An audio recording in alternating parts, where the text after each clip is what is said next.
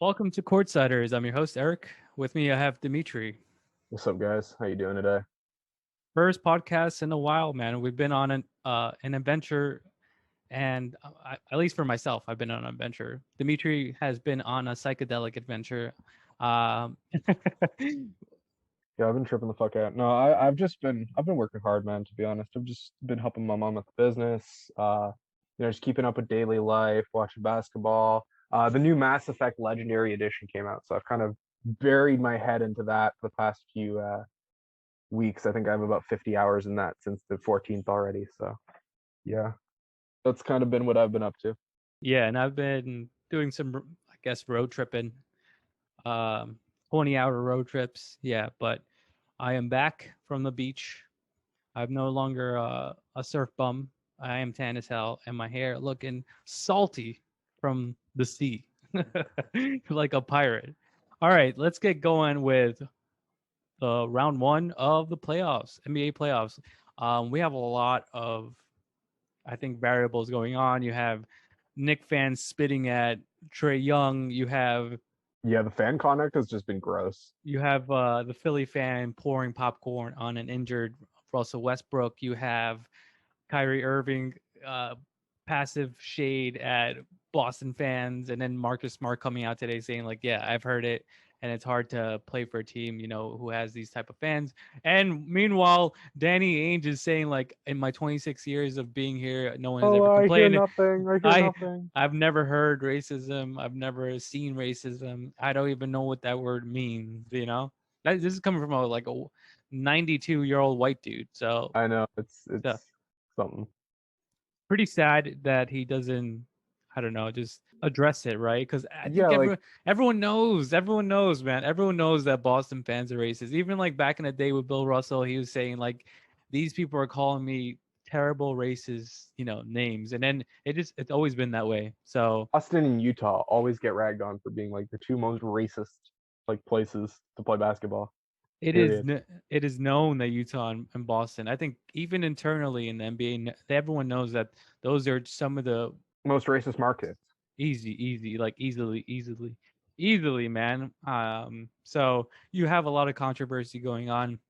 Obviously, the New York Knicks won their first playoff game in 9 years at the Garden. So it's very exciting. You saw a bunch of hooligans outside just with shirts off, eating halal food, just eating, like, yo, and screaming like, we want Brooklyn. Like, why? Yeah, you got too much dip on your chip. Too much dip in the chip. Yeah, I mean, like, why would you want Brooklyn? Even if you beat the No one wants Hawks, Brooklyn. even if you want, No one wants Brooklyn. even if you beat the Hawks, you still don't have you still have to beat like Philadelphia, right? Basically, I would say that yeah, even if the Knicks beat the Hawks, which I'm pretty sure this series is going to go to 6 or 7, right? Do you think that it's going to go to Yeah, six I or think seven? it's going to 6 or 7. It's going definitely down to the wire. There's no question about that. Because the way it looks, it's almost like pretty even. You Yeah, watch the they'd have. game. You're right. They'd have to go through Philly or Washington first. Oh, Knicks fans, you think you're beating Embiid? I mean, honestly, the way they play, they have a chance versus anyone, but will they beat them? I don't think so. I think the Knicks are literally they're tough. They're a tough team. Like they're a tough team. On ball, press, old school type of half court basketball and defense. And if they're behind in the game, they'll full court press you. They will. Like it doesn't matter. So that's Tom Thibodeau right there. I think the Hawks. It's a really good clash of styles. I think with Atlanta Hawks and the New York Knicks. Atlanta Hawks are Like a all little. out, just guns blazing offense on Atlanta's side. Atlanta's gun blazing finesse, on offense, and then New York is just like the total opposite, just gritty grind, like defense, like Just press fundamentals. styles, and I love that Trey Young is really playing it up. I have to appreciate the fact I'm not a big Trey Young fan. We've been very critical in the past. Any viewer who's watched this podcast know how we feel about Trey Young, but I'm going to do a rare thing that we don't do on this show very often. I am going to give Trey Young credit because I love him playing the villain. Chris Vernon said this, so I don't want to act like it's completely original and be like, oh my god, like, but it's just fun. It's fun, and people should be appreciating it, and not getting too into it where they're like spinning on people. That guy should never come back to MSG. like a disgusting person, like an actual horrible, vile person doing vile things to you in that Yeah, moment. honestly, I've been to so many basketball games that I've never the thought of spitting on someone else, either a fan or an NBA player, has never crossed my mind. I've never. It's just like you have to be. I don't know what. Props to Trey for not like reacting and going crazy about it though. Like I would have just been furious. I would have jumped the guy full Ron Artest. Like I would have been in the stands. Yeah, and also the person, you don't really see his face on screen. You only see his arms, but you can tell that he brings down his mask and spits at Trae Young, and Trae Young feels it. Like you can, yeah, and Trae Young kind of feels it. Like I see him flinch. Like as soon as the dude pulls his mask down and he spits, I see Trae Young like flinch up, like like he felt something. In America, in some cities that's assault at the moment because like you can't. I mean, Yeah, it's also it is in Canada. I'm pretty it's a sure. one. It's a pandemic. Two, it's like unhygienic. Isn't it called viral terrorism? Pretty sure that's what it's Something called. like that. It's something like that. It's within that realm, but it's also I think it's one of the most vile acts you can do right as a human being, like spit at someone, you know. So it's a And that's exemplified by the pandemic. it's a vile act, and also it's a pandemic. So I don't know. If it was me, you'd catch hands. Honestly, like on my grandpappy, I would fight you. That's it. I gained a lot of respect for Trey Young just off the fact of like being self-conscious enough to know that he's the villain and play that part, but also just not in reacting and keeping your cool when somebody just actually does one of the most disgusting, vile things to you. Like He also as a Trey Young hater, I will 100% give him his credit. he also is not pressing charges against the man. This report came out today that he's not pressing charges, which he could have. He should have. He should have. He should have. I think he should. Could have ruined his life. He should have. I mean, the fan. I don't know, but like, everyone makes mistakes. I think he should have easily been fined, and he is banned for life from Madison Square Garden, and his season tickets are revoked. Yeah, I heard about that. I mean, the dude's got money. Like he could have been charged. Fuck him. It's not. Oh yeah, it's big. It's big. Fuck you to that dude, and it sucks because they kind of like these bad apples within the crowds. Kind of, you know, visually it seems like the media will put blame on all the fans, but it's like these specific people that maybe they drink too much or maybe they're just shitty human beings. So it sucks about the players because they are humans first, and I think I know that for sure. And I've never looked at a NBA player and was like, you know what, I want to do. For a commodity, you're an object. Like that shit is just so fucked. Yeah, like I'm not gonna throw a beer bottle at this person. You know what I mean? So, props to Trae Young because he, I What are we doing here, guys? yeah. I mean, like I don't know, Trae Young is, there's a lot of Trae Young hate, and I probably ridden on that train of Trae Young hate. The train. It's easy to. It's easy to. Very. He's not a very likable player to watch. He's He's not. He's not. But as a person, I have gained some respect for him this But week. he has gained some stripes in this playoff series. I think he's played the villain perfectly. You always need the pivot, in wrestling, you need a pivot, and he is that perfect pivot. And he's playing the part, and he's actually scoring. Like he's playing well, so he's scoring like 30 a night, so I can't blame him. I think I might have to reconsider my Trae Young hate and take it back a notch and maybe just redirect it at Colin Sexton. Yeah, just wait till he plays your Nets in the playoffs in a couple years. We'll see who makes it out of this series, honestly, because I really don't know who's going to make it out of this series. I will say that if I had to pick a team that like would beat Philly, I think it would be the Hawks and not the Knicks, just based on like Trae Young going fucking bananas on the perimeter and Embiid not really being able to stop him. That would and then Capella just kind of neutralizing that matchup. Like that's sort of the way they would do it, I assume. But like it's incredibly unlikely. Like Embiid is going to dominate Capella. He's going to eat him. But yeah, the thing that would be in theory how you would see it working for the Hawks. Yeah, to beat the Philadelphia 76ers, you have to score a lot of points because Embiid's going to get a lot of points. Embiid's going to get his, and I think you have to try to neutralize. I would say Tobias Harris, not Ben Simmons. That's the I think a lot of people get baited into like Ben Simmons and just zoning in on him. No, it's Tobias Harris. It's Tobias Harris. I think anyone that's been watching Philadelphia basketball, it's like Tobias Harris. Once he gets rolling, he gets in a real crazy rhythm, and he'll just start knocking everything down. And like 3 levels too, like elbow, 3-pointer, driving in. Like so, Ben Simmons, as good as he is, I think I'm scared of Tobias Harris, especially in the playoffs, because of his shooting. That's it. Yeah, Tobias is just he just takes it up to the next level when he plays with Doc, and he's a guy that I think with all the extra spacing that they added to that 76ers lineup, while it did help, it did help Embiid and Ben sort of mixed results. I don't think it helped. Like weirdly enough, I don't think Ben got better offensively with more spacing around him, which is a strange thing to say. But it did seem to help Tobias just to have that little bit of that extra space to play with and just having guys stick a little bit more closely to the other guys. Like when it was Al and stuff like that, people could sag off him a bit more. But when you've got guys like Seth Curry and Danny Green out there, their defenders kind of have to stay a little bit closer to them just due to the fact that they're a threat. And that just gives Tobias the space he needs. And I mean, as I said, as I started with, Doc knows how to use him. Clearly knows how to put him in the best positions for him to succeed. So Yeah, I think with Ben Simmons, a superb athlete, elite defense, like elite defensive player. I think it's just hard to be an elite offensive player when you can't shoot. It's really hard, dude. I mean, like you look at Giannis and you're like, all right, well, he couldn't shoot, right? At one point he couldn't shoot, but I think he's developed that shot.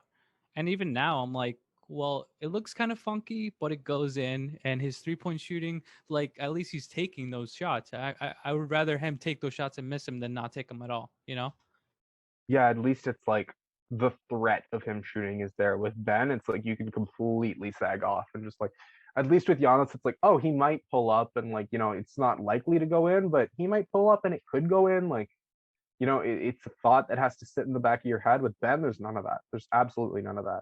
Yeah, no, and I think the Brooklyn Nets kind of fell into that trap where they were like, "All right, we're gonna let Giannis shoot that three," and then Giannis shot like 50% that night, and I was like, okay, once he makes two in, it's his night. It's his night. It's just like nights like that always like happen, and you have to guard an NBA player, no matter who they are and what their percentages say and what the analytics say. You have to guard that player, even if he's shooting 18%, like maybe Kelly Oubre in the beginning of the season. But if he's making 2 or 3 threes in a row, you gotta guard him. Yeah, no, it's the same with Ja and like the Warriors were just I think it was in the playing game. Ja hit like Oh yeah, they were sagging off him so five hard. threes or something like that. It's because they had played him earlier, I think that month, and they were just sagging off of him and he wasn't hitting shit. But then like that game, they started sagging off of him and he hit a three. And then he hit a three. And then I remember there was back-to-back threes on like literally back-to-back possession. And Ja doesn't do that. So when Ja starts doing that, you start respecting the shot, at least for that specific game. And Kerr, for as much love as Kerr has gotten over the years, I think one thing that has been really frustrating this season, especially for Warriors fans, is just his inability, almost like Bud, to switch to another style or play another style. He really wants to run that motion offense, and when he's got his mindset on something defensively and how to play the matchup, he's not going to make that adjustment mid-game that you need to do to win the game. At least not recently. Yeah, but also the Golden State Warriors just don't have the players, man. They just don't have the players. I'm glad that the Memphis Grizzlies beat him because, like, I think if they have Clay, they win that easily, though, no question. yeah, if they have Klay Thompson, they probably win, but they don't have Klay Thompson, so they didn't win. And I honestly, I would not want to watch the series where they just throw like 3 people at Steph Curry every possession. I would not want to watch that. I really wouldn't. You know? Thought Curry versus Gobert just because of like all the sort of nightmares that he's had with Harden and that, and the Jazz having like literally just Gobert getting played off the floor versus amazing shooters. It's kind of been like a theme right in the playoffs. So like just having him versus like the offense constantly running through Curry would have been really interesting to me. The interesting point about that will transition really quick, pinpoint or a little bullet point that the Golden State Warriors might have 2 lottery picks this year. Yep. I believe the best they could get is 1 and 4. So because the Timberwolves pick is top 3 protected, so the Timberwolves pick could Technically, the Timberwolves pick could win and jump to 4, and then it would be the Warriors. And then the Warriors pick, which is 14, could technically win the That first would be a pick, nightmare and they could have 1 and situation 4. for the Minnesota Timberwolves, right?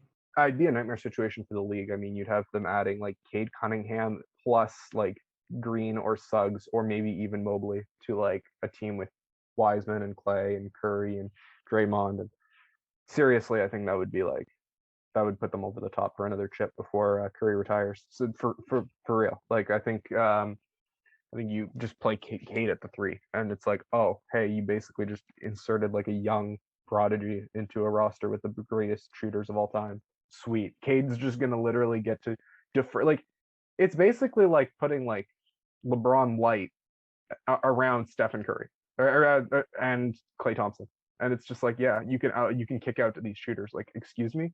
Yeah. Also, you could play Curry off ball. You know, You can play Curry off ball with Cade bringing it up, and just like it's just absolutely bananas what Cade could do on that Warriors roster. Honestly, at the 3. imagine Cade and Klay Thompson with Steph Curry. That's like Have ridiculous. Clay, Cade, Draymond, and fuck it, insert any 5. Like you could play Dre at the 5 and Wiggins at the 4. You could play Looney at the 5 and Draymond at the 4. You could play Wiseman at the 5 and Draymond. There's a lot of options for them there, like a ton. We'll transition out of this, but it's an interesting topic to talk about when we do talk about the top 10 picks of this upcoming draft later on in this podcast. So we'll continue with the playoff picture. What do you think about the Miami Milwaukee series? What are your thoughts about it so far? Bucks are up 2-0. They're about to go 3-0. I mean, from the looks of it right now. So what do you think is different from this year's Milwaukee Bucks from last year's Milwaukee Bucks, the bubble Bucks? I mean, it obviously just shows how big of a difference having Bledsoe on that roster makes versus having Drew Holiday. Like, yeah, Drew Holiday isn't the most elite offensive player in the league, but he's significantly more of a threat than Bledsoe ever was. You know, like Bledsoe he was very much a putrid offensive player. There's no kind words really. There's no beating around the bush. There's no sugarcoating this. He was a putrid offensive player when the playoffs came around, and Chris caught a lot of that guff actually. If you go look at Chris's playoff stats, and I'm glad Chris Middleton's finally getting his love because I've been consistent with the fact that Chris Middleton was never really a guy that dropped off in the playoffs. The reason you would hear this is because honestly, teams would wall up Giannis and Bledsoe would disappear, and then Chris is not a guy that's going to take up that number 1 scoring reign. So, but no, Chris was always like an efficient 20-point per game scorer in the playoffs. So I never had a problem with Middleton going into the playoffs. I feel like it sort of reminded me of that Lowry DeRozan situation where Lowry's actually a pretty good performer when it comes down to it, and DeRozan sort of had consistently melted down. You know what I mean? Yeah. So and then Lowry would start catching a lot of guff, and then i.e. San Antonio Spurs this year in the playoffs, in the playoff game, in the play-on game, because yeah, I mean, it was a disaster for DeRozan, a disaster. And then so I think someone put up the stats of his first game of the playoffs. It was all awful. I think it was like sub 20 points every performance. It's crazy. yeah, no, DeRozan just doesn't. He just, I mean, I think we're far enough at his career at this point where we can say he just doesn't perform when it counts the most. So, I yeah, agree with you, dog. I think in the Chris Middleton is one of these underrated gems. I think he should have made the actually the All-Star game this year instead of like um Jason Tatum.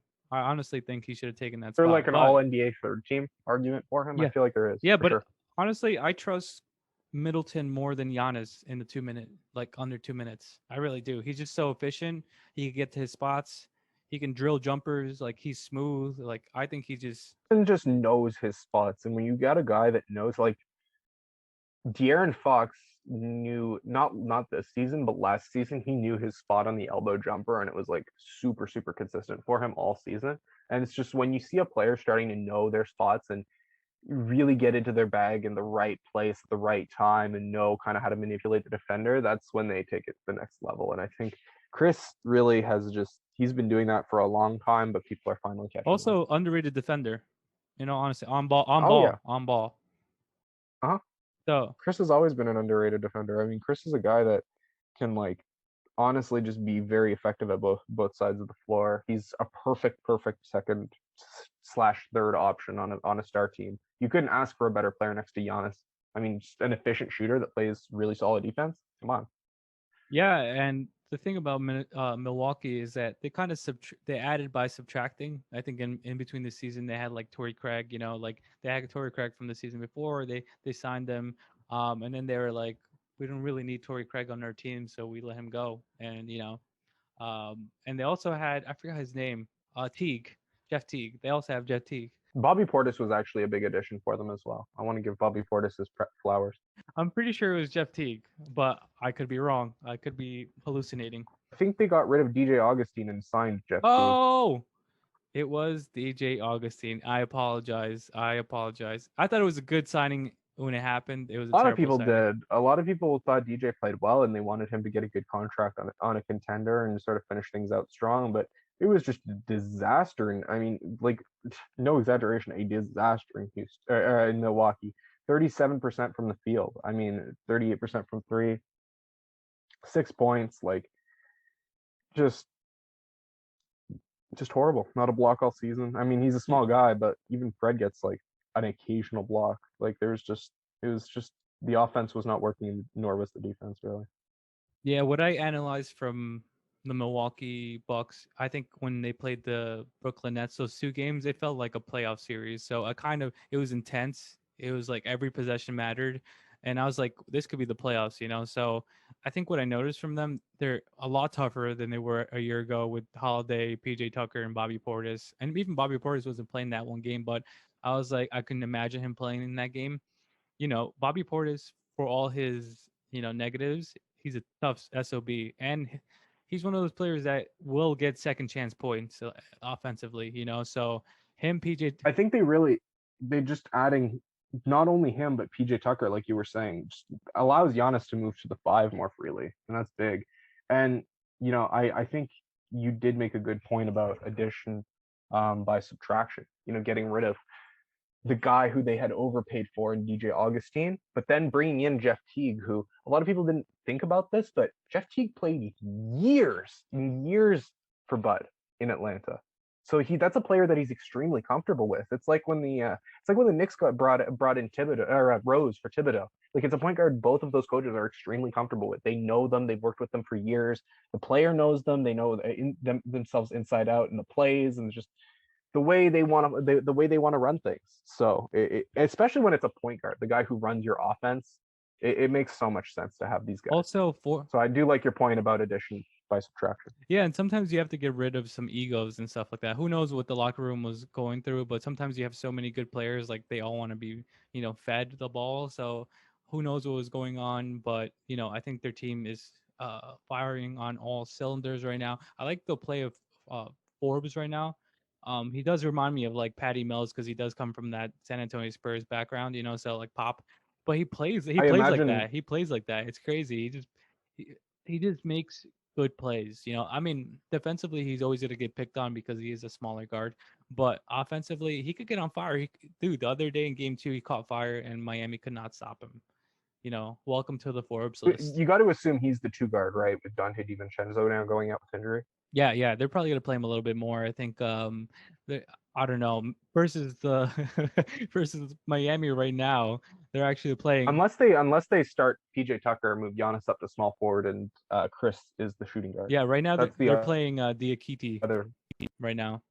Crazy. I mean, but that's how bad they're like beating down Miami. So what do you think? You know why I'm not going to go into it, but you know why I don't like this guy. Yeah, of course. But what do you think about the Miami Heat? What's gone wrong for the Miami Heat since a year ago? Because they were Eastern Conference champions last year. They were in the championship with the Lakers. So the bubble Heat, what happened? Complacency and overestimation of the assets they had. Tyler Hero is not that good. Like, honestly, my draft Nick friends could have told you this. Like, Tyler Hero was not somebody that was incredibly high rated on any of our boards. Like, not like he wasn't low rated, but the Heat took him a little bit early, to be honest, at 13, in my opinion. So do you think like his performance was just bubble driven because there was no like crowd, there's no like people were just, I think he was just playing a little bit better than he is, like, to be honest with you. I think last year's shooting was more of an outlier than this year's shooting.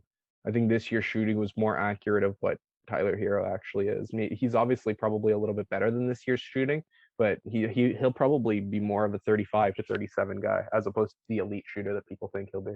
Because right now he's getting played off the court versus the Milwaukee Bucks. Like he's literally getting played off. He's like an outright terrible defender. Like he's horrid. So if he's not scoring and he hasn't been efficient from three, which he wasn't until his first year in the NBA. So I think, like I said, I think it was more of an outlier year than anything. I hate to be a Hero hater, but I do think he's quite overrated. You're I still think Jaw's overrated. I'll happily make that anti-hero. I mean, Jaw's not overrated, but yeah, I get it. I know why. But yeah, anti-hero. But yeah, the Milwaukee Bucks. The scariest addition of the Milwaukee Bucks is the addition of adapting from Bud. You know, I think that's the scariest part because all this time he's just being stubborn, like system. Giannis, no more than 35 like a game, no more than 35 minutes a game, and now he's like Giannis, 43 minutes a game. You could just pick on people, switch, you know, like, and I'm like, wait, he learned, which is rare in the NBA for NBA coaches because they're so stubborn and like egocentric. So he learned, and now I'm like, oh wait, Milwaukee Bucks are kind of scary, man. Like they're really scary. Yep. Oh my God, did you see the news about Kelly Oubre? So Kelly Oubre and his team. So Kelly Oubre, let's do a little quick side note. Kelly Oubre and his team believe that he is worth $20 million a year. What's with this $20 million number? Everybody's saying 20 million. Jared Allen's saying 20 million. Rashawn Holmes saying 20 million. Kelly Oubre is saying 20 million.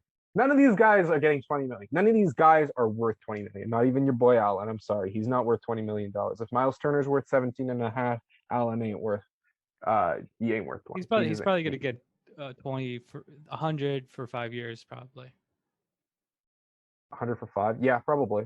20 per. Don't think he's worth that. I think he's worth closer to 15, 14 now. You know, if Valanciunas is being, I always use this example when I talk to you in DMs, but just for the viewer, if Valanciunas is being paid 15 million and Miles Turner is being paid 17 and a half, I think that's a fairly strong range for good young centers to sort of project where their salaries are going to be. And I just don't think either of Holmes or Allen are better than Turner, truth be told. So I can't see them making over $17.5 million. So JV, he's getting underpaid because there were some like little reasons why he was getting underpaid. And I listened to a podcast with Zach Lowe, and he was going over what JV's kind of like eating regimen was, and he was like, he wasn't all in on his conditioning, and he wasn't all in his like physical I guess preparations. So I think that's why a lot of teams he wasn't paid that much because I think sort of a liability. Will he just eat too much and get played off the court? Or maybe he would eat too much, and there's. I wouldn't say he's a I liability. mean, 15 mil is still a good Say contract. it's still a good contract, but I think if he didn't have those kind of like underlying issues before Memphis, because this was right before Memphis signed him, so I think now he's actually like doing everything. He eats well, he exercises, he does 2-a-days. So I think now like he's a different person than he was when he was in Toronto. So I'm not particularly high on JV myself as a center. I don't know if he ranks in the. He probably just ranks in the top half centers, but he's nowhere near the top. He's 10. A good. I mean, honestly, he's a playoff player. Like that's what he is. I think if you sign him, yeah, you sign him for the regular season, but I think he's a savage in the playoffs. Like he's gonna give you double doubles. He's gonna give you offensive rebounds and stuff like that. And I think he's just a buy-in type of dude. He's definitely a good player to have around. I'm not as sold on the defensive end and like if you can anchor defense with JV as effectively as you'd want to. I think you need other players there. I think it works there because I mean, I think Clark. I think other guys there are really good defenders like Tillman and. I wouldn't say he's like defensive. He's not a defensive stalwart, but he's tricky when it comes to sealing on offense. He seals a lot for guards. Like his ceiling is top notch, and he doesn't get called for it, especially in the paint. And offensive rebounds. He's not like a monster shot blocker, but I think he could try to manipulate a shot, and you still could. He's not like super athletic, so he's not gonna like jump out the gym. But yeah, I mean, if you have a more athletic, center, I could understand that. But he's a beast in that paint. He is. He's one of the best offensive rebounders in the league, and I think that's just him being like one huge and two being really good at throwing that weight around and just sort of knowing how to position himself uh, and his like angle his weight on other players to just box them out Yeah, because and make sure like he's really good at because boxing. like you think about it, you look at Portland with Nurkic, and I'm like, he's just not as physical. Maybe it's because of the injuries he's had, and he's had some brutal injuries. So I don't know if he's just lost that ferociousness or that physical, dominance. But like you look at JV and him, I'm like, who would you have on your team? Yeah, I think it's definitely close between those two. I think I'd take Miles Turner or Rashawn before either of those guys personally. Just because I think both of them are way better defenders. Like Rashawn's switchability, obviously, his feet are really quick. Some of the most multi-block games in the league.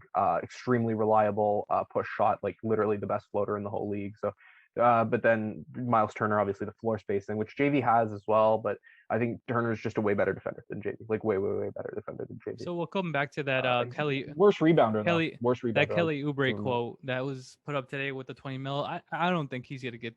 I think he gets. No way. I think he gets. Yeah, actually, we should. Half of that, 10 mil. We should touch on that. Yeah, Kelly O is not like Kelly O is probably one of my least favorite players in the league. If we're being honest, he's a guy that like is all flash and no substance to me. Like honestly, he's a guy that some guys will tell you Kelly O is a good defender. I honestly think he's one of the least impactful defenders in the league. I really think that he's just terrible on that end. So I'll tell you a funny. It's better in Golden State now than it was in Washington and Phoenix because he was just disastrous there. But it's still not good. So the first comment of one of these, someone posted the quote from his agent and himself saying like, "Oh, yeah, our team thinks like 20 mil is a good range, right?" And then the first comment was like, "You're only getting 20 mil if you're like a male model, dude. That's the only way you're getting 20 mil." And everyone was dying laughing, man. Yeah, no, it's facts though. Yeah, but I mean, 20 mil, like you're not getting 20 mil, dude. 12 mil, maybe. I don't even think he gets 12 from this million. season. This season was atrocious, dude. He was shooting 19% from the 3-point line in the beginning of the season, and then he cranked it up. But yeah, I think he ended like somewhere low 30s. I gotta double check. He can't really space efficiently. He's not a good defender.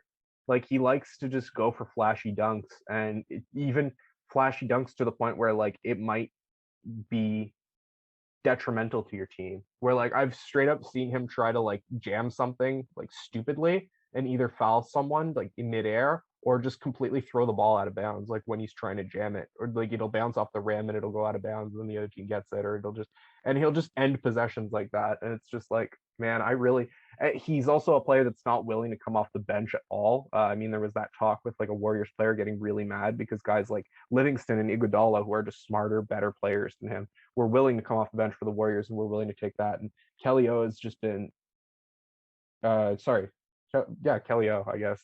I keep thinking Kelly Olynyk, but Kelly Oubre, he's not really gelling with that team. I can't see him being around again. It's really hard for me to see him being around on the Warriors. There's no way, right? He's out. So glad they protected that pick. I'm pretty sure did they give more than one first for Kelly? That'd be horrible if they did. I know they gave their first this year, but they like top 20 protected it or something, so they're getting it back. But yeah, it would have been a disastrous trade had they given anything. So Miami is gonna lose, and I'm kind of sad because I think because of this Jeff Green news with Brooklyn, they kind of needed Miami to win at least one game, So I see what you're doing here. So I think I hope Miami takes one game from the Milwaukee Bucks.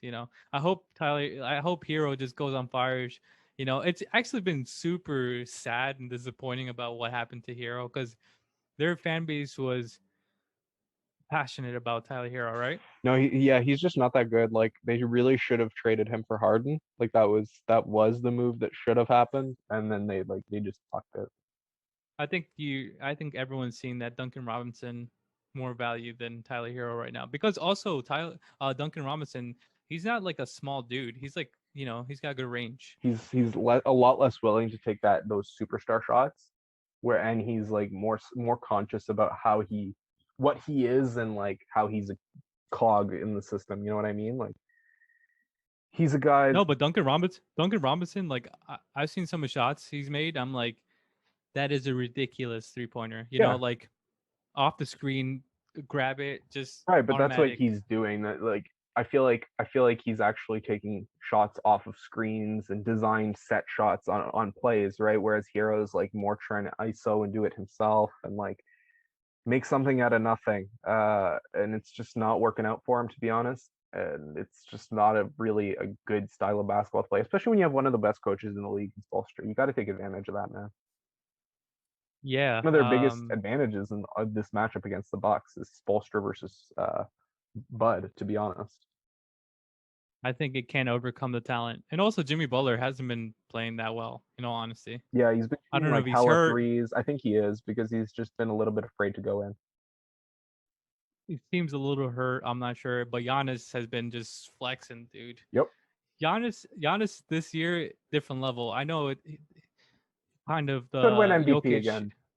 Yeah, Jokic and Embiid have taken over the MVP conversations, but Giannis is having a career year too. So it's like Giannis has a better case than Embiid, and I don't think it's a hot take at all. I mean, Giannis has way more games, like period. he just doesn't miss. Yeah, he doesn't miss. He's always healthy. He doesn't miss games. He's dominant. Like I think Really now that tired of he's it, so they're gonna say Embiid, like they're just tired of the Giannis storyline. But if you were to like subjectively look at both of their seasons, games played, stats, and everything, I feel like Giannis would be the guy for sure, no question. yeah, it's also I think it was just funny. I think it was game one where I think it was just like back and forth, Miami, Milwaukee, and then it started getting chippy.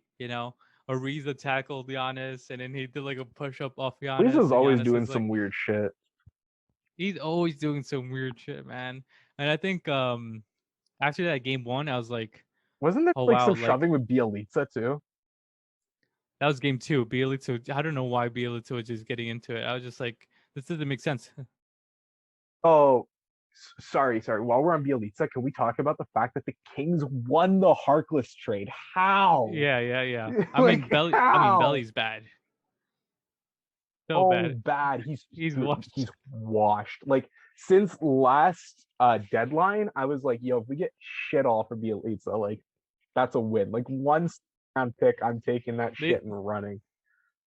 they they played him I think they played him in game two, Bielitsa, and I was like, this dude is looking No good. Like huge, man. and I don't know how Miami didn't see it just off watching this year. You look at 3 minutes of Bielitsa and you're like, this guy literally has to wrap people in But transition because he cannot keep up with them. Like he literally, if there's anybody running down in transition and Bielitsa's like alone, he's just wrapping you and he's sending you to the line. There's no question. He's not even going to try to contest the shot.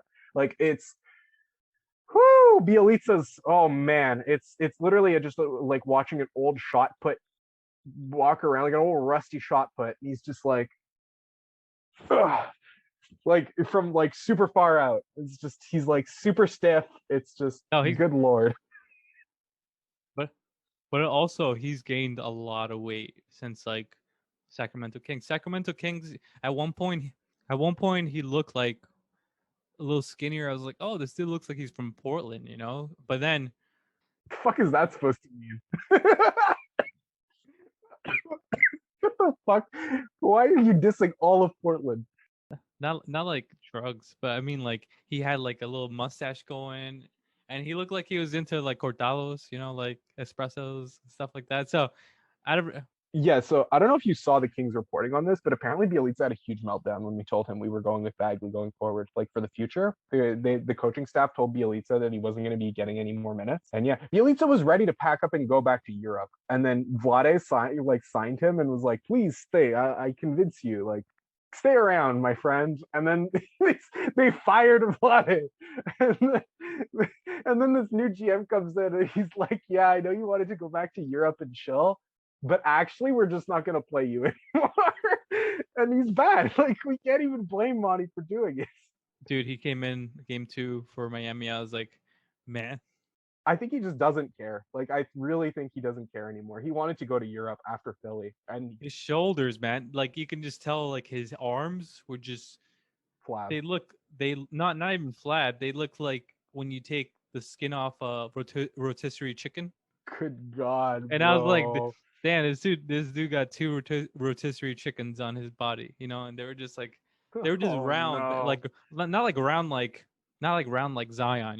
Zion is like, you Like look at not him, bowling ball shoulders. Like like not like strong. Dwight or Zion. Yeah, not No, Dwight. they're like weird. They're round and like shiny. So I was like, all right, this is bad for Miami. And as soon as he came in, he grabbed someone, and then they started fighting a little bit. So, And Harkless has been a revelation. He figured out how to play basketball again. Since being in Sacramento, I'm pretty sure he averages like a steal and a half and a block. Like he's actually been great defensively. So no, I love that. And the thing is, Bielitsa's like 35. Harkless is a lot younger than you think. He's 27. Like but with Miami, I think with Miami, the thing is like, I don't know where they thought they were going with like Iguodala, Ariza. You really think these people are like, I just don't know how is Ariza better than Mo? Seriously, I've had both of these players on my team in the past year. Mo is better 10 times over. but also why do you have Udonis Haslam taking up Taking up a roster? taking up a roster spot instead of just telling him, hey, look, try to retire and be a coach? A lot Why? of teams did that. They're not the only team. I mean, you look at Portland's a really good example of this. They let go of Wenyen Gabriel for literally nothing after trading for him, just so they could sign Dame's cousin, Keldon Blevins. Like, there's teams that do this shit, and it's dumb. It's really fucking dumb. I mean, you're like, the Bucks literally use a spot on Thanasis Antetokounmpo, and yeah, while he's better than the guys, he's still not that great. I mean, he's better. He's better, and I seen him He's in more the regular season. He's excusable way than better Keldon Blevins, than and like that. More excusable, and also the Lakers with Jerry Dudley. Like once you win you try to win a championship. You have LeBron James and stuff like that. That makes sense. But like if you're the Miami Heat, who scraped to get into the championship, like I think you have to realize, like, hey, look, maybe. Also, I think the other outlier is like Bam has mhm. been so passive that it's frustrating because Bam is such a great player, but in the playoffs he's kind of disappeared. In all honesty, Yeah, I think Bam's just been generally a little bit disappointing. Even this season, there were rumors, like not rumors, but like actual stories of Butler telling Bam, like, "Yo, start being aggressive again." Like, I don't know what it's been with Bam this season. Maybe he just needs to come to Sacramento and start playing with Fox to find that aggressive edge himself again. so so let's go. Let's get to some juicy ones. I'm not even gonna talk about the Celtics versus Brooklyn Nets because Brooklyn Nets are just beating the brakes off them. I think game two, it was Oh just my like God, dude, your game Nets are two just. was just. I mean, game two was ridiculous though Oh, because send those racist ass Celtics back to Boston. Because once Joe Harris started banging those threes, and I was like, it's gonna be a long night for the Boston Celtics because they were just blitzing. They blitz Harden, they blitz Irving, they blitz Durant, but then you have Joe Harris just automatically shooting practice. He made like 6 threes in the first half, and I was like, this is gonna get bad because then they're gonna start blitzing Joe Harris, and then it was bad. And the ball movement for the Nets was really spectacular. I think it's one of the best ball movements I've seen all year. Like 4 or 5 passes. I don't even know what the Nets need anymore. That's the weird part. Like we were gonna talk about the draft, but I mean, I'll just say it for the viewer. Like you were like, man, like I don't even know what the Nets want till the end of the playoffs. And it's like, I was thinking about it before the regular season, and I sort of agree because I had a conversation last week with some of my draft people, and they were like, I was like, I really want the Nets to grab Day'Ron Sharp. And they were like, no, like they already have two centers in Perry and they have Claxton for the future. Why would you load up on another center prospect? And I was like, you know what, you're right, but like, what the fuck do they need? They probably need like a Like, small forward or power forward, I you know, maybe a guard guard, to learn guard, behind Harden and Kyrie. guard. Like I would like a combo guard. A combo guard would be nice Huh. because they have some good wings off the bench, and I think their wing depth is solid. But Yeah, combo guard. I think combo guard or like power forward makes sense for them. Brown effectively plays more like a wing than a guard. Power forward makes sense because like Blake Griffin, so it's like temporary. But Blake Griffin has been playing extremely well offensively. Defensively, he struggles because he's just so slow now, dude. Yo, one thing I want to give shout out to Blake too on the defensive end. Since Blake has joined the Nets, he's the league leader in charges, and he played less than like a quarter of the season, right? So like, I mean, he dated a Kardashian, so he knows how to act, dude. You know. no, this dude is taking charges though. Like he's beating out guys that you would consider like Oh, elite charge takers he in the he league. I gets mean, beat up though. Derek White, Kyle Lowry, Montrezl Harrell. Who else is like a really good at taking charges? Marcus Smart. Steve Wagner, Marcus Smart, like those guys, they all got beat out by like a quarter of a season Blake Griffin this year, which is to me, it shows that when Blake gives a shit, he will sacrifice his body. And right now he wants to really, really win. I And mean, like he knows what to do to win effectively. the thing is, It's like, just he's not doing too much, and I think that's perfect for him, right? I mean, he's cutting. I mean, the pass Joe Harris gave to him, and he just dunked it, and I was like, okay, this is ridiculous. I feel bad for the Celtics, sort of, not really, but talking about the one where he falls on his ass yeah. and he just lays there on the ground for a few seconds Yes. and then he gets up all spry. So Yeah. I think he. Celtics look absolutely crushed. Oh man, I know exactly what play you're talking about. Yeah, too. no. They were honestly when Tatum got poked in the eye by Durant, and they were like, Tatum's not coming back. I was like, why would you? Why would he come back? Like, why? Why would he come back to Boston? No, I mean, like, why would he just come? He got poked in the eye. I know he was all right, but why would you come back in the game? You're down by like 30. You know. Do you think a player will ever leave Boston due to like racism? I could very much see Jaylen Brown or Marcus Smart doing it. Marcus Smart isn't going back to Boston. I think. No, No, I don't think so. I wouldn't be surprised. He took Boston out of his bio midway through this season because there were rumors of Danny Ainge wanting to trade him, especially like Orlando and Sacramento were the two teams that asked about him specifically for I don't Barnes think anyone. I don't think anyone trusts Danny Ainge. That's the thing. It's like if you don't trust that the owner, you know, GM stuff like that, the front office, it's hard to invest your life into a team. So Yeah, if like you're Marcus Smart, I mean, he's been making more threes, so I think a team will obviously want him. You know, like, and he plays defense. yeah, but he's been a sub 30% shooter like almost his whole career.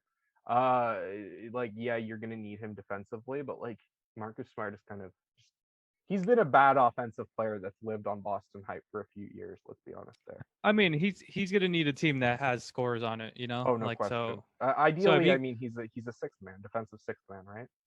yeah, I mean, if he goes to like New Orleans, it'd be nice. You know. Mhm. So I won't talk about that Brooklyn Celtics series until it's over.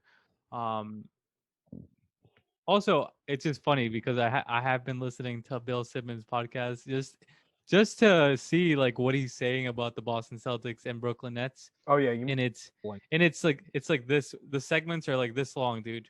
Like 2-minute segments about the series because Ryan he just now. Russillo today made a bro today. Ryan Russillo made a podcast talking about like the shit that's been happening with fans, and he started being like, "Yeah, you know, I give more of a pass to young guys," and I was like, "This is the most fucking white Ryan Russillo thing to say. You fucking piece of shit. How are you even making the case that this is okay? Like, fuck you. Shut up." He's not making the case that it's okay, but he's like, "Yeah, you know, I give these guys a little bit more leeway because you know kids do stupid things." And it's like, fuck you.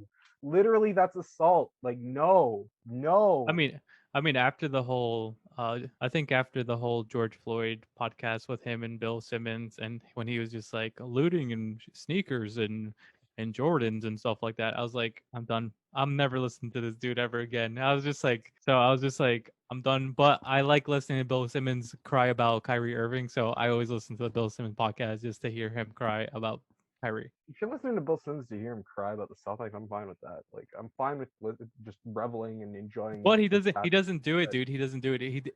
I heard him talk about game 2. Oh no, game 1, and he was just like he did not mention at all that Kyrie Irving was cooking that team. You know, at all in the second. But we'll move on to the juicy series, which I think is one of the juiciest ones, which is the Clippers versus the Dallas Mavericks, which Probably my favorite. which the Clippers wanted because they tanked the last couple games of the season just so they wouldn't face the Los Angeles Lakers, therefore facing the Dallas Mavericks, and therefore getting their ass kicked twice. So they're down 2-0. Paul George is saying, "Oh, we're not really like worried," but that's Paul George, of course. Pandemic P, classic. I mean, I already told you last year that I wasn't really that into the Clippers. And this year, I'm even more not into the Clippers. So I want them to disband. I want them to just, I don't know. I just never thought the PG Kawhi thing was ever going to work out. It just doesn't seem like it's going to work out. So I feel like Kawhi is wasting his years in the Clippers. So what do you think? He was guaranteed another chip if he went to the Lakers or stayed with the Raptors. If he stayed with the Raptors, I think they would have been in the Eastern Conference. Maybe this year it would have been more exciting because it would have been the Raptors versus the Nets, and that would have been really, really something to watch. So there's a developing story that just hit. You want to talk about it? Here we go. Nothing surprising. Jazz fans being racist. That's basically. We were just saying this. We were talking about fans being shits and the Jazz in the being racist in the beginning of this episode, and what the fuck happens, right? It's predictable as fuck. So, John Moran's dad, T, told ESPN that one of the Jazz fans that got banned said to him, "I'll put a nickel in your back and watch you dance." Boy, and like boy is like, I mean, we all know how that term has been used towards. The context for boy is awful, just awful. Some racial white type of plantation owner type of shit, Old racism there, like that's just awful. Old racism. So I mean, I'm not surprised that Utah. Yeah, it's old Southern fans. Yeah, I mean, Utah is like the fucking Florida of the Southwest, So it's just gross. If you ever been to Utah, don't go to Utah. You know what I mean? Because I've been to Salt Lake City and I was the only brown person for like miles. So it's a weird atmosphere. Do you think Kawhi Leonard is wasting his valuable years in the Clippers? Yeah, man. I really like, as I was saying earlier, I think he could have won a chip either with the Lakers and AD and Braun, or he could have won a chip with Toronto. And I think picking Toronto would have been his best. I say this as a Toronto fan. I mean, you can cut in and tell me if I'm biased here, but I mean, I think even from an unbiased perspective, staying in the market where an entire country loves you, you're the focal point of that team, unlike AD and LeBron if you went to the Lakers, and you have a way better supporting cast. Like, I just feel like Toronto was his best option. And it's in the East as opposed to the Lakers and Clippers, which are in the West. So you're playing like a lot easier competition. Is Lou a good coach? Or is just LeBron that much of a Hall of Famer? You know what I mean? I think he's a mediocre coach. I don't think it has to be black and white, like he's good or he's bad. I think a bad coach that LeBron has had is Luke Walton. A mediocre coach, like I think Lou is a serviceable coach. He's not a coach that's actively going to drag your team down and make them worse. And like, you saw all the players that went through Luke Walton, Clarkson, Randall, D'Lo, Lonzo, like guys that are having the best careers of their years of their careers now. And that's generally because they're just not on that Lakers roster coached by Walton anymore. I mean, Walton's just a guy that holds people back consistently. Lou played Reggie Jackson 30 minutes against the Mavs in game 2. I understand that like Lou isn't a perfect coach, and he's gonna make mistakes, and he's not he's probably not even a top half coach in the league. But I don't think he's a bottom 10 coach in the league, and I think that Walton is like the worst coach in the league. So, I don't think Lou's a bad coach, but I think he's a subpar average coach. Does that make sense? Yeah, I mean, he's like a 15 to 19 guy. It's almost like, yeah, I don't trust this. Not bottom 10, not top half, but like a 15 to 19 guy. Okay, not really amazing. I just don't. Honestly, I don't know what to do with this Clippers team. I'm tired of watching them. I hate watching them. I hate how they play. I mean, I think it's just because they're so disappointing and they're so unlikable. I mean, they became a little bit more likable by moving on from Trez and Lou and stuff like that and getting Kennard, but even now they're not playing Kennard. So, also, I'm not a Ballmer fan. I'm not gonna beat around the bush. Yeah, I'm not a Ballmer fan, and it's just like I think every interview he gives is kind of cringe. Yeah, he's too over the top, too enthusiastic, like whoa, like all the time. You know what I mean? Yeah, I mean, I can't listen to him, and I think the Clippers. Oh, just the way I feel the Clippers. I think they just need to. It sucks because they traded so much for Paul George, and I don't think he's worth that much. Like the amount they paid for. That's easy, yeah. The amount they paid for Paul George is like ludicrous, robbery with Sam Presti. Like he's. But it was for like PG and Kawhi. really. Like Basically. I'll give them the pass for that because they signed Kawhi for technically nothing as well. So like that trade was for, and if they don't make that trade, Kawhi doesn't come, right? So you consider Kawhi part of that, I think, Okay, pretty so fairly. yeah. I mean, like, I can't talk. It's still a bad I trade though. I can't If they don't win, it's a bad I trade. can't talk about the Clippers that long because they are so disappointing. Let's talk about the Dallas Mavericks though, and Luka Magic. Yeah, I mean, And Kristaps Porzingis getting fined $50K for going to a strip club in a pandemic, and then him asking like, why? fucking KP, man. No, for real, KP is like a little bit underrated at this point. People love to shit on KP, and they're like, "Oh, it's the Tim Hardaway Jr. Tim Hardaway Jr. has been really good too, but KP has been great in the playoffs. I'm pretty sure KP's like shooting 47% from three in these two games. Like He shot a three the other day from like half court. It was like normal shot for him. I was like, this is ridiculous. people really I have to turn this underappreciate. off. Like I get that he's not the defensive player he was, but if you go look at his year to year, I mean, correct me if I'm wrong here, Eric, but if you go to his year to year, he became a better offensive player, but a worse defensive player this year. I'm pretty sure he just became more Yeah, efficient. He was more yeah. efficient. Like he was literally shot better from three, shot better from the field. Yes, he got less blocks and less steals, and he was a worse defensive player, therefore a worse player overall because his defensive was better than his offensive. But I think, man, I think that he was really underrated on offense this year. I just wish like Porzingis was more aggressive towards the basket. Like I just wish he had that in his game. You Godlike know, expectations for Porzingis because you see like the 7-3 and the skill he has, and it's like I don't know. You're not. It's hard to be a finesse player and a like. you can't have everything. Yeah, It's like there's so few guys that have that brute force and that finesse. It's like basically Zion. It's like and he's 6'6". it's a very short list. Yeah, and it's a lot easier to move around and be fluid when you're 6'6" than it is like when you're 7'3" and not be And ganky. you haven't had surgeries on your knees. Yeah, Yeah, like so so. I get it. I honestly, I think KP is overhated. I'll come out and say it. KP is definitely overhated. Had a better offensive season than he had in his past few years. Was really efficient and still got a fucking shit ton of hate because people just wanted him to play like a center, and that's not what he is, and people just have to accept that. He's a 7'3" power forward. I Accept it. think he also comes off as a little cocky too, and I think that doesn't work for people and fans and media and stuff like that. He comes off a little bit like arrogant. So I Yeah, think but I think him and Luka are good complements to each other at the end of the day. Still, I really do still think. I don't think KP's a negative on the floor anymore. Like I think he was a negative coming back from surgery a little bit. He was a positive prior in his career defensively, obviously always. He was a negative coming back from surgery, but he's really eased into like a guy that's like more of just a neutral defender at this point, which is fine. Like a neutral to like slightly positive is like it's fine. He's not going to be the overwhelmingly dominant defender he was before, but if he's a more efficient offensive player and you're trading that off, it's okay.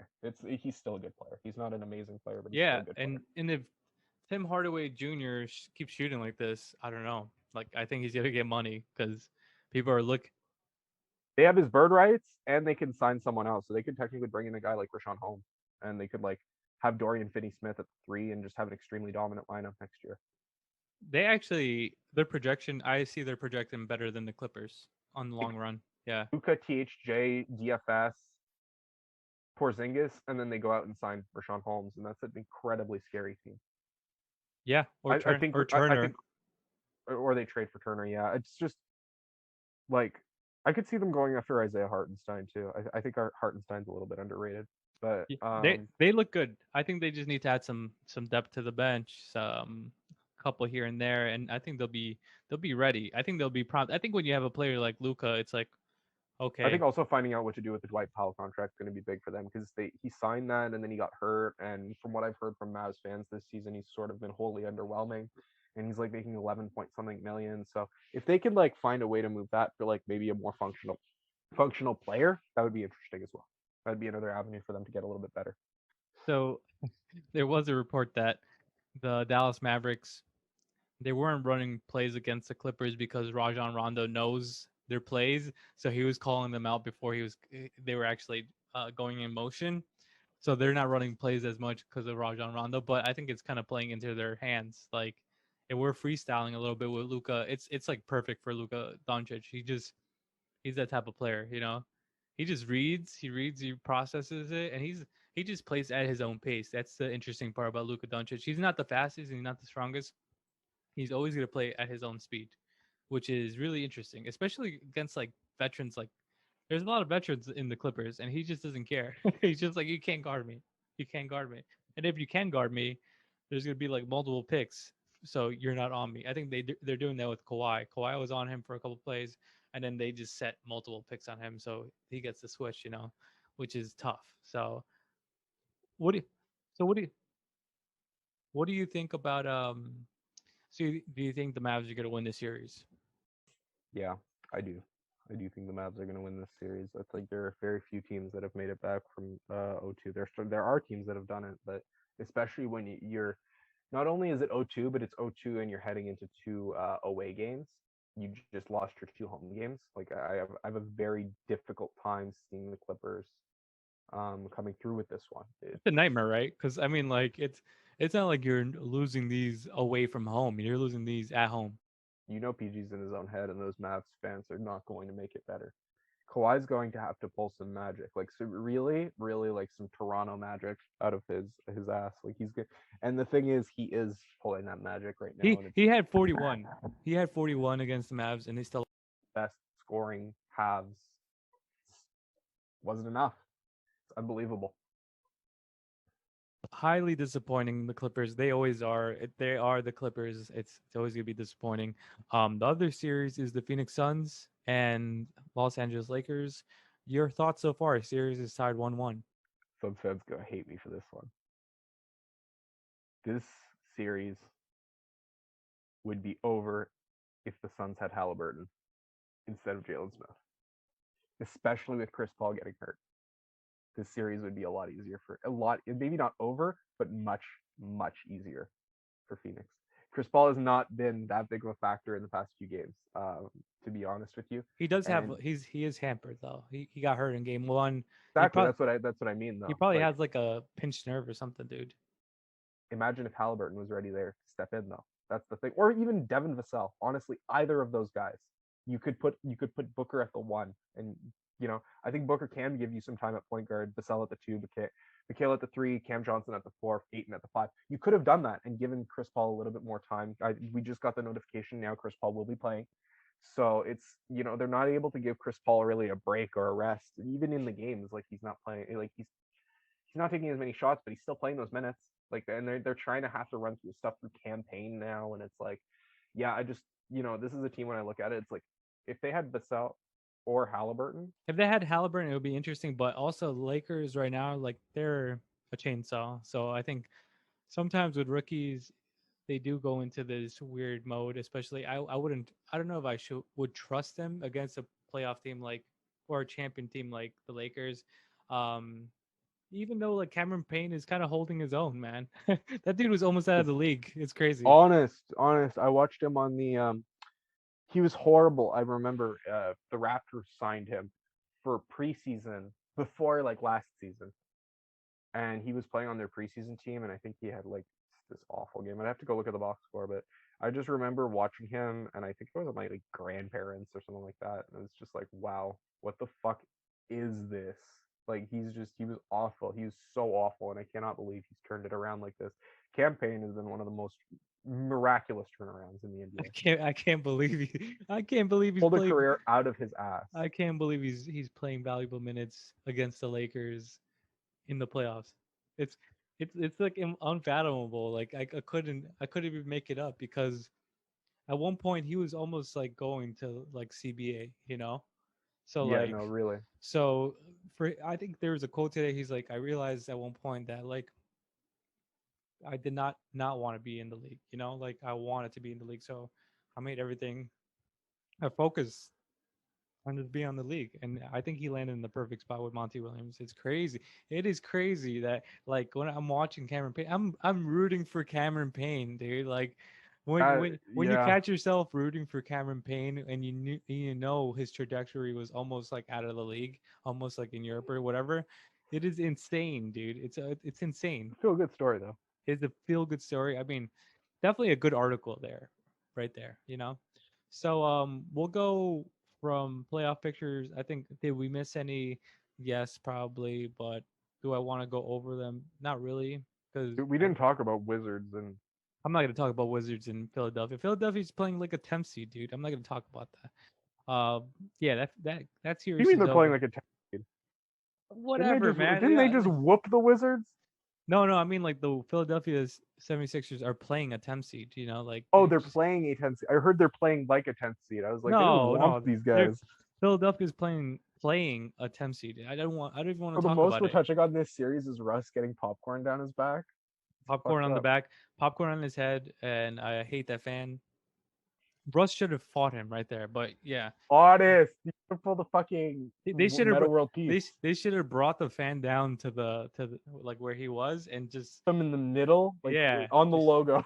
yeah. They should have Fight just it out. let it go because that fan would have, dude. Russ would have killed It him. was such like disgusting kind of like slippery snake type of shit, serpent. Like he poured the He popcorn. reached over like a couple fans. Yeah, he reached and over then a couple fans and then he just swooped back into his seat. And once they looked up, all the fans were like pointing at in the direction. and there's a guy ahead of him that gave him a fist bump too. I don't know if you saw that in the video.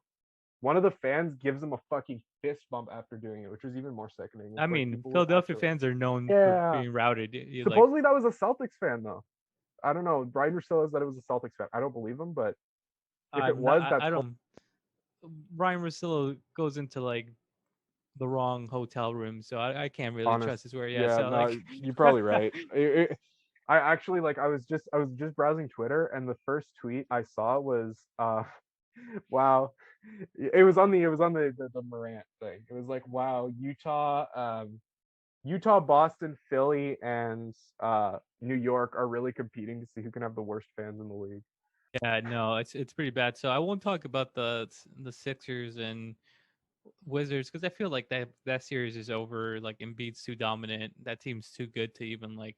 They probably could play. I thought Russ could steal a game, but I don't think so anymore. He's hampered as well, and Beal is hampered. So there's no way that I feel bad for the Wizards. It's great playoff experience for the Wizards and the young guys there. So they need it. So that's the end of the pod. You could listen to us on iTunes, Spotify, Stitcher, Google, Amazon, Craigslist, eBay. Craigslist. You'll find me on Craigslist.